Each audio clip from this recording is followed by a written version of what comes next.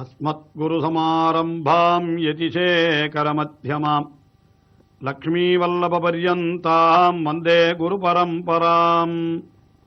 ஆழ்வார்கள் வாழி அருளிச் செயல் வாழி தாழ்வாதுமில் குறவர்தாம் வாழி ஏழ்பாறுமுய்ய அவர்கள் உரைத்தவைகள்தாம் வாழி செய்யமறை தன்னுடனே சேர்ந்து. சேர நாட்டின் சக்கரவர்த்தியாய்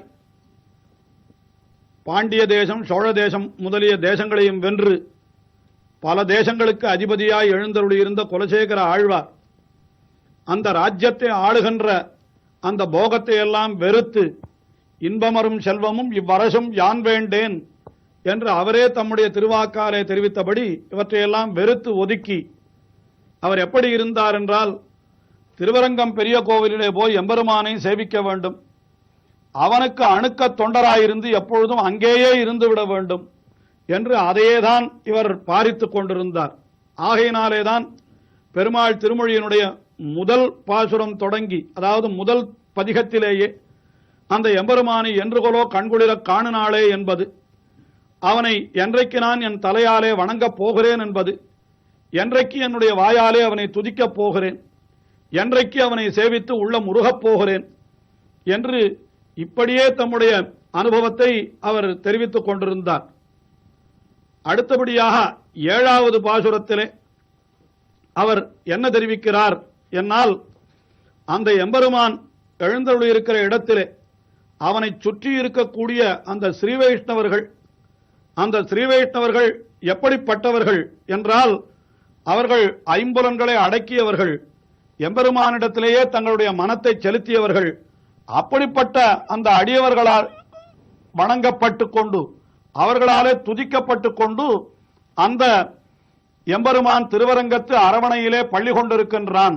அவனை நான் போய் சேவிக்க வேண்டும், என்றைக்கு நான் அவனை சேவிக்கப் போகிறேன், என்றைக்கு அவனை நான் தலையாலே வணங்கப் போகிறேன் என்று தம்முடைய அந்த ஆசையை மேல் பாசுரங்களிலேயும் வெளிப்படுத்துகிறார்.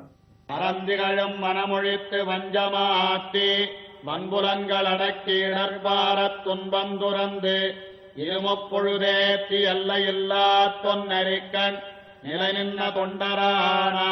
அறந்திகழும் மனத்தவர்தம் கதியைப் பொன்னே அணி அரங்கத் தரவணையில் வள்ளி கொள்ளும் நிறந்திகழும் மாயோனைக் கண்டன் கண்கள் நேர்மல்க எண்ணிகளோ நிற்க நாளே.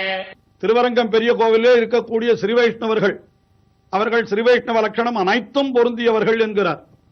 அந்த ஸ்ரீவைஷ்ணவ லட்சணம் யாது என்பதை இந்த பாசுரத்திலே மிக அழகாக காட்டுகின்றார் குலசேகர ஆழ்வார்.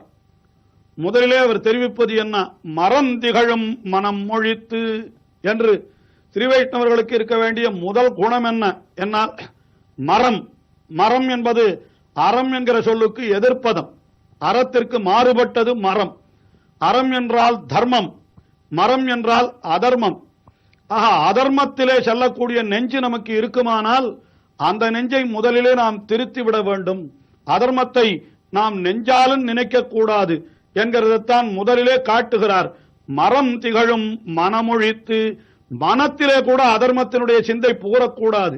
நாம் அதர்மத்தை செய்கிறோமா இல்லையா என்பது வேறு, செய்வதல்ல, நினைக்கவும் கூடாது என்கிறதான் மறந்துகளும் மனம் என்று காட்டி அந்த மனமொழித்து, அதற்கு மேலே வஞ்சம் மாற்றி, வஞ்சகமான எண்ணங்கள் எதுவுமே நம்முடைய ஹிருதயத்திலே புகழக்கூடாதான். இதெல்லாம் உண்மையான ஸ்ரீவைஷ்ணவனுக்கு இருக்க வேண்டிய இலக்கணங்கள்.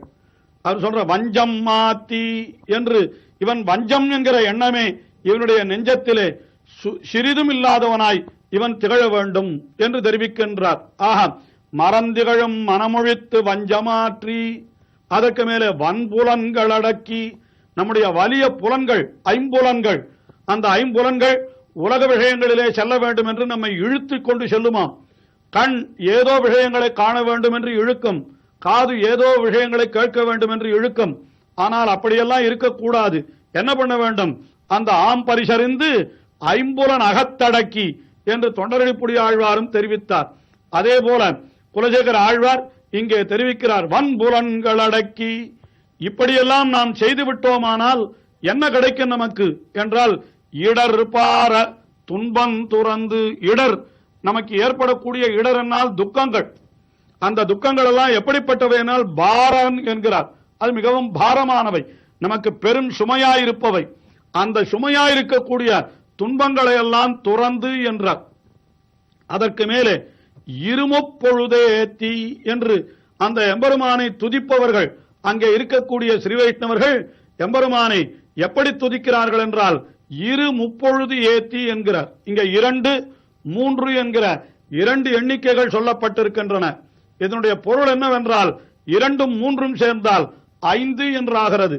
ஆஹா, ஸ்ரீ வைஷ்ணவர்களுக்கு சாஸ்திரங்களிலே விதிக்கப்பட்டிருக்கிற ஒரு நியமம் என்னவென்றால் அவர்கள் பஞ்சகால பராயணர்கள் என்று சொல்லும்படியாக 5 காலங்களிலே அவர்கள் 5 விதமான சடங்குகளை செய்ய வேண்டுமாம். விடியற் காலையிலே எழுந்திருப்பது முதல் நள்ளிரவிலே போய் படுத்துக் கொள்ளுகிற காலம் வரை உள்ள காலத்தை 5 காலங்களாக பிரித்திருக்கிறார்கள். முதலிலே அவன் விடியற் காலத்திலே எழுந்திருக்கிறானே, அந்த காலத்திற்கு அபிகமன காலம் என்று பெயர். அபிகமனம் என்னால் எம்பெருமானை நோக்கி இவன் செல்லக்கூடிய காலம். அந்த காலத்திலே இவன் என்ன செய்ய வேண்டும்? எழுந்து தன்னுடைய தேகத்தை எல்லாம் சுத்தி செய்து கொண்டு மேலே எம்பெருமானை போய் சேருவதற்கு உண்டான தகுதிகளை எல்லாம் தனக்கு விளைத்துக் கொண்டு தன்னை சுத்தமாக ஆக்கிக் கொண்டு திருமண்காப்பு அணிதல், இன்னும் சந்தியாவந்தனாதிகள் முதலானவற்றை செய்தல், இது போன்ற இவனுடைய காலை கடன்கள் எல்லாம் செய்யக்கூடிய காலம். அதற்கு அபிகமன காலம் என்று பெயர். அதற்கு பிறகு அடுத்தபடியாக அவன் என்ன செய்ய வேண்டும் என்றால் உபாதானம், அந்த எம்பெருமானுக்கு திருவாராதனம் செய்வதற்கு வேண்டிய பொருள்களை எல்லாம் சித்தப்படுத்திக் கொள்ளுதல். அதற்கு வேண்டிய புஷ்பங்கள் என்ன, இன்னும் திருத்துழாய் முதலானவற்றை பறித்தல், எம்பெருமானுக்கு சமர்ப்பிக்க வேண்டிய அந்த அமுது செய்வதற்கு வேண்டிய அரிசி முதலான விஷயங்கள், அவற்றை கொண்டு எம்பெருமானுக்கு தளிகை செய்வதற்கு வேண்டிய விஷயங்கள், இவற்றையெல்லாம் நாம் சேகரித்துக் கொள்ளுகிற காலம் இருக்கிறதே, அதற்கு உபாதான காலம் என்று பெயர். அதற்கு பிறகு இவன் தன்னுடைய மாத்தியான்னிகத்தையும் முடித்துவிட்டு எம்பெருமானுக்கு திருவாராதனம் செய்கின்றான், அவனை பூஜிக்கிறான். அந்த பூஜை செய்கின்ற காலத்திற்கு இஜ்யா என்று பெயர். ஆக அவன் அபிகமனம், உபாதானம், இஜ்யா என்ற 3 காலம் அந்த எம்பெருமானுக்கு திருவாராதனம் சமர்ப்பித்து விட்டு அதற்கு பிறகு அவனுடைய பிரசாதம், அவன் அமுது செய்த அந்த பிரசாதத்தை இவன் உண்கிறான்.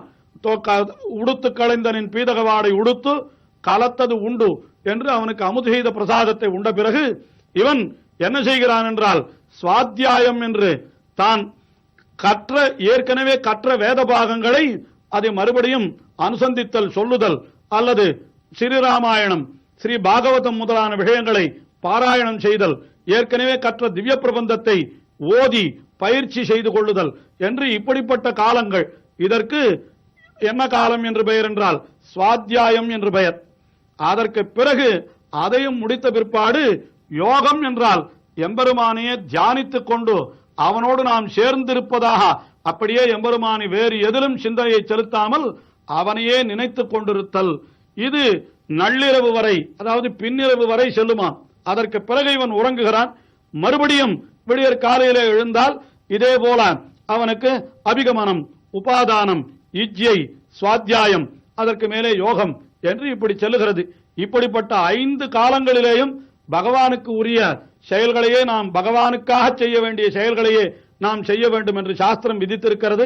அதைத்தான் இங்கே இருமுப்பொழுதே தீ என்று இவர்கள் இப்படி பஞ்சகால பராயணர்களாக அந்த ஸ்ரீ வைஷ்ணவர்கள் இருக்கிறார்கள். அதற்கு மேலே எல்லையில்லா தொன்னெறிக்கண் நிலை நின்ற தொண்டர் என்று, எல்லையில்லா தொன்னெறி என்னால் ஆரம்பமே காண முடியாத ஒரு பெரிய காலமாம் சனாதன தர்மம் என்று சொல்லுகிறோமே, அதுதான் இங்கே எல்லையில்லா தொன்னெறி என்பதனாலே சொல்லப்படுகிறது. அப்படி பெரியோர்களாலே அனுஷ்டிக்கப்பட்டும் சாஸ்திரங்களிலே விதிக்கப்பட்டும் இருக்கக்கூடிய அந்த சனாதன தர்மத்தை முறைவழுவாமல் நாம் பின்பற்ற வேண்டும். அப்படி நிலை நின்ற தொண்டர் அவர்கள் எப்படிப்பட்டவர்கள் என்றால் அறம் திகழும் மனத்தவர் என்றால் தர்மமே வடிவெடுத்தவர்கள். முதலிலே மரம் ஒழித்தார்கள் என்று சொன்னார். இப்பொழுது அறம் திகழும், மரத்தை ஒழித்தால் போதுமா, அதர்ம சிந்தையை விட்டால் மட்டும் போராது, தர்ம சிந்தை என்பதையும் நான் தனியாக கொள்ள வேண்டும், அதையும் தெரிவிக்கிறார். அறம் திகழும் மனத்தவர்தம் கதியை என்று இப்படி அறம் திகழும். அறம் என்பது என்ன என்றால் எல்லோருக்கும் நன்மை பயப்பது. அந்தணர் என்போர் அறவோர் மற்றும் எவ்வுயிருக்கும் சந்தன்மை பூண்டு ஒழுகலான் என்று காட்டினபடி எல்லோருக்கும் நாம் நன்மையே சிந்தித்துக் கொண்டிருப்பவன் எவனோ அவனுக்குத்தான் அறம் திகழும் அந்தணன் என்று பெயர் என்று வள்ளுவரும் காட்டினார் அல்லவா?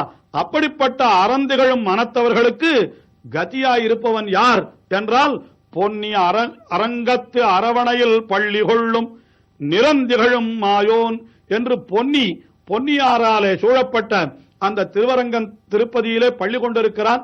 அவன் எப்படிப்பட்டவன்? நிறந்திகழும் மாயோன் என்றால் மிகவும் அழகு திகழும்படியாக அவன் ஏறார் கோலம் திகழ கிளந்தாய் என்றெல்லாம் ஆழ்வார்கள் அனுபவிப்பவர்களே. அப்படி அவன் அந்த சயனித்திருக்கிற அழகு அப்படிப்பட்ட நிறந்திகழும் மாயோன்.